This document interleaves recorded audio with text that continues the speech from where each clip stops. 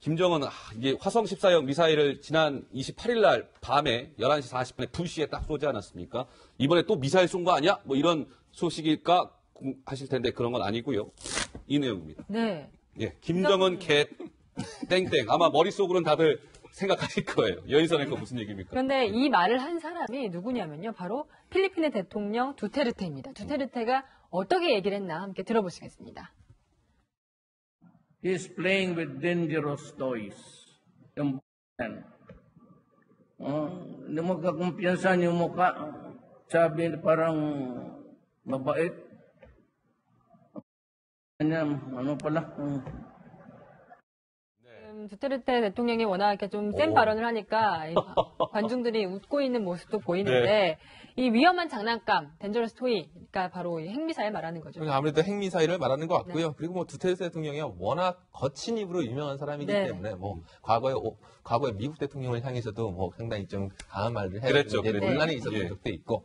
하지만 그만큼 두테르테가 생각하기에도 김정은이라는 이 사람이 지금 이 동북아 정세에 굉장한 위험한 위협을 주고 있는 사람은 분명해 보인다. 네. 이 인식을 갖고 있기 때문에 이런 발언이 나온 게 아닌가 싶습니다. 네. 근데 이 표현이 재밌는 게 역시 두테르테 대통령다운 것 같아요. 김정은을 향해서 바보다. 위험한 장난감 좀 전에 얘기했죠. 위험한 장난감을 가지고 놀고 있다. 그 다음에 좀 전에 판넬도 등장했지만 개땡땡 뭐 이런 것도 하고요.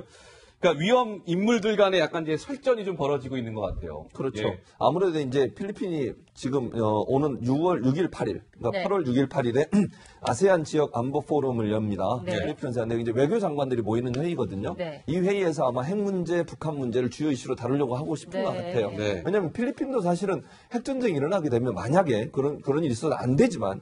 일어나게 되면 본인이 뭐라고 얘기했냐면 극동지역은 불모지가 될 거다 이렇게 얘기했어요. 그러니까 우리나라 한반도뿐만 아니라 그 주변에 있는 나라들이 영향을 받을 가능성이 있어서 그건 막아야 된다라고 하는 것이 두테르테가 얘기하고 싶은 요지인 것 같아요. 거네요. 그렇죠. 네. 그래서 김정은에 대해서 저렇게 좀 어찌 보면 좀 자극적인 발언 또 욕설 이런 얘기를 한 것도 네. 어찌 보면 이번 아시안 안보 지역 안보 포럼에서 이 문제를 주요 이슈로 다루고 거기서 아마 이제 김정은이나 북한에 대한 어떤 국제사회의 어떤 제재 이런 부분들을 강화하자고 하는 성명 같은 걸 만들어내기 위해서 아마 정지 작업을 하는 게 아닌가 하는 생각이 듭니다. 근데 가장 중요한 거는 여기 북한이 와요.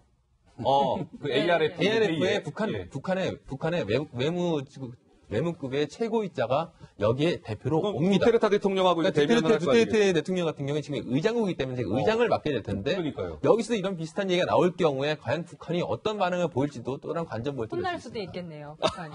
근데 그게 진짜 북한 외교부 관계자가 왔을 때 두테르테가 개 XX 했을 때 그게 적극적으로 강력하게 항의를 하지 않는다면 네. 북한으로 돌아갔을 때 무슨 호환이 있을지를 모르지 않습니까? 그렇기 때문에 어쨌든 뭐 마닐라에서 일어난 이 회담에서 북한의 대응이 굉장히 관심이 가는 대목입니다. 네. 그러니까 제가 이 두테르테 그 대통령 관련 기사를 쭉 읽다 보니까 누리꾼들 반응이 한결같이 뭐였는지 아세요? 속이 다 시원하네. 김정은 개땡땡 이런, 이거 속이 다 시원하다. 이런 누리꾼들의 반응이 이어지고 있었습니다. 그런데 좀 약간 우려스러운 뉴스가 또 하나 최진봉 교수님 전해졌는데요. 트럼프 대통령이요. 한반도에서 전쟁을 언급하면서 이렇게 얘기했네요. 전쟁 나도 저쪽에서 수천 명, 그러니까 전쟁 나도 저쪽에서 난다. 저쪽이라는 건 우리 한반도를 얘기하는 겁니다. 미국이 아니라 저쪽, 한반도에서 전쟁이 난다. 수천 명, 전쟁 나면 수천 명 정도 그렇겠다, 적게는 수천 명 죽을 텐데, 그것도 우리가 아니라, 저기 한반도에서 죽는 거다. 이 발언이 좀 논란이 되고 있다면서요. 그렇죠. 이제 미국의 공화당 상원의원 린지 그레이엄이라는 의원이 방송에 나와서 저런 얘기를 했어요. 자기가 트럼프 대통령 직접 들었다라고 얘기하면서 수천 명이 죽더라도 한반도에서 죽는 거지 미국은 알 바 아니다. 그러니까 전쟁도 불사하겠다 이런 얘기를 했다고 하는데 상당히 위험한 발언이죠. 그래서 모르겠어요. 린지라는 저 상원 의원이 그렇게 얘기했으니까 발언을 한 게 사실이지 않겠나 하는 생각은 듭니다. 그렇다 하더라도 트럼프 대통령의 저런 사고방식은 참으로 위험한 사고방식이고요. 저걸 만약에 본인은 전쟁하는 것이 북한을 어쨌든 응징하기 위해서 전쟁해서 한반도에 전쟁이 나더라도 본인은 관계없다? 이런 사고방식을 갖고 있으면 우리 우방이라고 보기 힘들죠. 그렇게 하면 안 되는 것이고요. 저는 이제 트럼프가 갖고 있는 속성이나 아니면 스타일 자체가 그냥 말을 뱉는 거 아니겠습니까? 두테르테, 홍준표, 트럼프 다 비슷해요. 그래서 우리가 홍 트럼프라고 얘기하지 않습니까? 홍준표 대표를.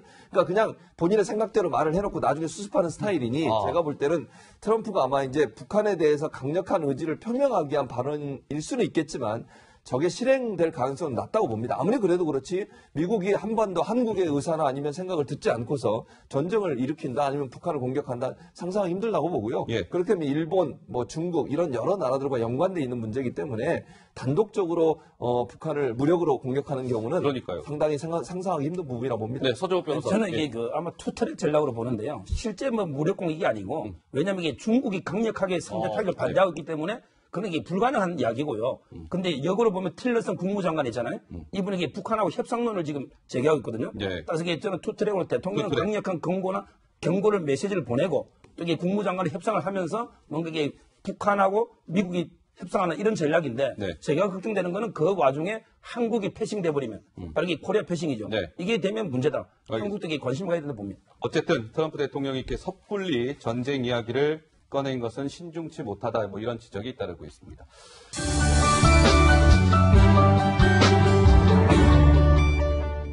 그런데 이 안종범 수석 수첩 얘기 잠깐 해보겠습니다. 그 안종범 수석 수첩에 말이에요.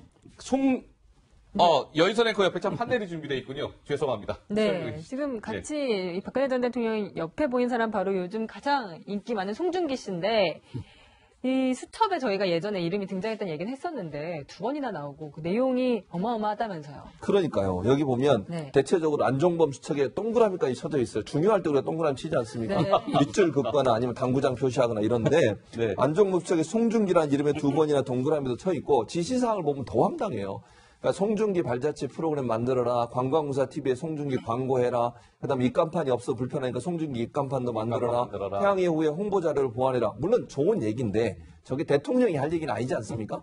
아니, 그러니까 실무적 차원에서 저런 얘기를 할 수 있어요. 아니면 홍보가 제대로 안 되고 있으니 잘 하세요. 이 정도는 대통령이 할 수 있지만 특정 연예인을 꼭 집어서 그것도 이러이러한 일을 하세요라고 안종범 전 수석에게 지시를 하고 안종범 수석이 그걸 또 다 받아 적었지 않습니까? 예. 그러니까 물론 저걸 보면 이런 생각이 들어요. 박근혜 전 대통령 송중기에 대한 팬으로서인지 뭔지 모르겠지만 어쨌든 관심은 많았던 것 같다라는 생각이 들고 그때 당시에 이제 그 많은 일반 시청자들이 그랬거든요. 박근혜 전 대통령을 향해서 송중기는 건드리지 마라.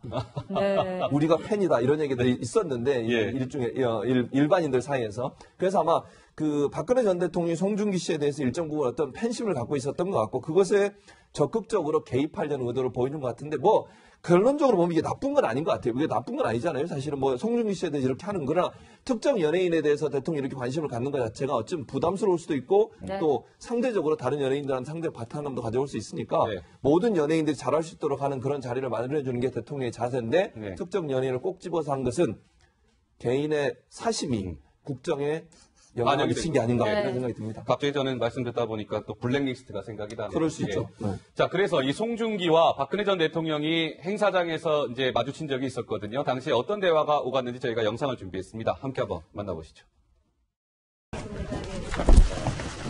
2013년도에 어린이날 하셔서 즐거운 시간을 보내셨는데 그때가 진정이었죠. 근데 그 후에 군 생활을 잘 마치고 이제 이렇게 아주 최고의 한일 식사로 가족만 모습을 보니까 기쁘고 반갑습니다. 감사합니다. 결론의 뭐냐는데 이게 제일 이쁘네요. 이게 제일 이쁘네요. 예, 서 변호사께서 송중기 씨와 관련해서 하실 말씀이 있으시다고 저는 이게 손 드셨습니다. 박 대통령이 그 네. 국정 기조 중에 하나가 문화 융성이 있고요. 네. 여기 문화 융성을 위해서 한류 지원도 좋아요. 그렇지만 이게 저는 저렇게 구체적으로 특정인을 찍어서 하는 거는 상당히 좀 문제가 있다. 이렇게 보고요. 네. 왜냐하면 이게 블랙리스트가 아니고 화이트리스트죠. 네. 특정인만 이게 지원해주는. 오히려 지원해 항상 이 정책이라는 건 일반적이고 모든 사람한테 이게 균등하게 기회를 주면서 일반적으로 가야 되거든요. 근데 특정인만 뭐 해라 하는 거는 제가 보기에 그건 아주 특혜이기 때문에 블랙리스트가 아니고 화이트리스트다. 저는 이게 문제가 있다고 봅니다. 아니, 근데 네. 다만 저희가 좀 한 가지 걱정되는 거는 지금 현재 송중기 씨도 그렇고 앞서의 뭐 길라임 뭐 가명 때문에 현빈 씨 얘기도 나왔었는데 네. 그러다 보니까 이 사람들이 무슨 특혜를 받은 거 아니냐 그런 색안경을 끼고 보는 분들이 간혹 계세요. 그렇지만 이분들이 실제로 박 전 대통령이 편에 좀 일종의 화이트리스트 얘기를 하셨는데 그것 때문에 좀 특혜 뭐 혜택을 받았다고 해서 이 사람들이 그걸 위해서 불법적인 특혜를 받다거나 그런 건 전혀 아니거든요. 네.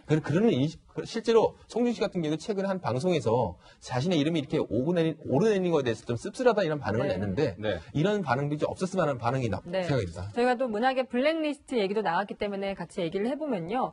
이 지금 집행유예로 풀려난 조윤선 전 조윤선 전 문화체육관 장관에 대해서 이 문화계가 긴급 토론회를 여는데 그 주제가 조윤선 전 장관을 큰 집 보내자. 네, 주제가 이렇다고 해요. 긴급 토론회가 열리는데 네. 뿔난 예술인들이 나섰습니다. 조윤선 큰집 돌려보내기 프로젝트가 가동이 되고 있다고 합니다. 네. 4일날 그러니까 내일이네요. 내일 뭐 긴급 토론회가 열리는 모양이죠. 그렇죠. 교수님? 문화연대라고 하는 곳인데 이게 시민사회 단체고요. 문화연대에서 이제 이번에 조윤선 전 장관이 어쨌든 이제 집행유예 풀려나게 됐지 않습니까? 그런데 블랙리스트 관련해서 조윤선 전 장관이 책임이 있다고 하는 것이 이제 시민사회 단체 입장이고요. 그 입장을 어떤 형태로든 이제 여론화하고 여론 조성하기 위해서 아마 저는 토론을 여는 것 같고요. 아마 토론회에서는 실제적으로 어떤 피해가 있었고 네. 또 어떤 정황들이 조윤선 전 장관이 관여가 돼 있는지에서 구체적으로 밝히는 사례들이 발표될 가능성이 있다고 보여지고요. 예. 이제 문화계에서 주요 인사, 특히 시민사회단체 인사들이 이 부분을 강하게 어필을 해서 이제 2심, 3심의 일정 부분 그러니까 자료가 되거나 근거가 되는 자료들을 좀 제공하려는 의도를 갖고서 아마 이런 세미나나 토론을 하는 게 아닌가 이렇게 생각이 됩니다. 알겠습니다. 조윤선 큰집 돌려보내기 프로젝트가 내일 긴급 토론회가 열린다는 소식까지 전해드렸습니다.